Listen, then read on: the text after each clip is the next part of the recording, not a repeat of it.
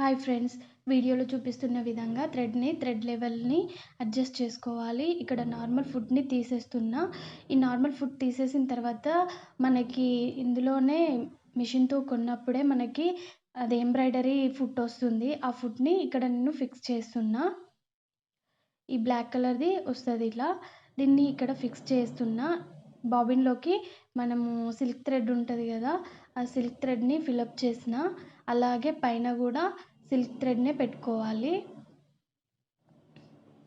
ఈ విధంగా పెట్టుకున్న తర్వాత ఒక ప్లెయిన్ క్లాత్, అంటే ఎట్లాంటి ఎంబ్రాయిడరీ లేని క్లాత్ని తీసుకొని ఇలా రింగుకి పెట్టుకోవాలి. రింగుకి టైట్గా పెట్టుకోవాలి, లేకపోతే కుట్టు అన్నది సరిగ్గా రాదు, లూజ్గా వస్తుంది. ఇలా పెట్టుకున్న తర్వాత స్లోగా మూవ్ చేయాలి, స్పీడ్గా చేయొద్దు. స్పీడ్గా చేసినామంటే ఈ విధంగా కుట్టు రాదండి. సో ఇక్కడ నేను రౌండ్స్ ఇస్తున్నా, అంటే నాకు నచ్చిన సైజులో ఇస్తున్నా. మీరు కావాలంటే ఏదైనా డిజైన్ వేసుకోవచ్చండి. నేను ఈ డిజైన్నే ఎందుకు సెలెక్ట్ చేసిన అంటే, ఒకరోజు నేను సెల్లో చూస్తున్నప్పుడు ఒక టాప్ కనిపించింది. ఆ టాప్ మీకు ఇప్పుడు చూపిస్తాను.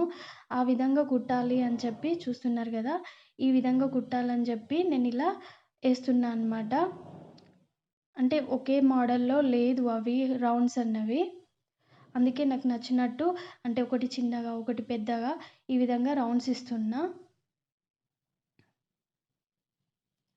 ఈ డిజైన్ చాలా అంటే చాలా యూనిక్గా ఉంటుంది. ఎవరైనా చూసిల్లంటే మనం నిజంగా ఓన్గా స్టిచ్ చేసుకున్నామని అస్సలు అనుకోరు. ఎక్కడ కొన్నామని ఖచ్చితంగా అడుగుతారండి.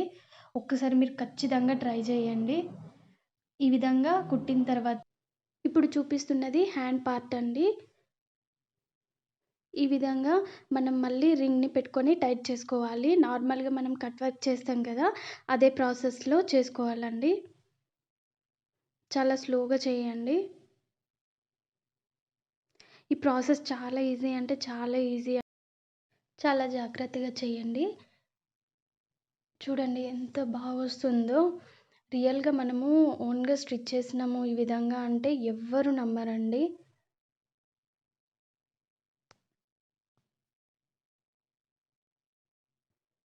ఈ విధంగా చేశాను కదా, చూడండి ఇది మొత్తం హ్యాండ్ పార్ట్ అండి.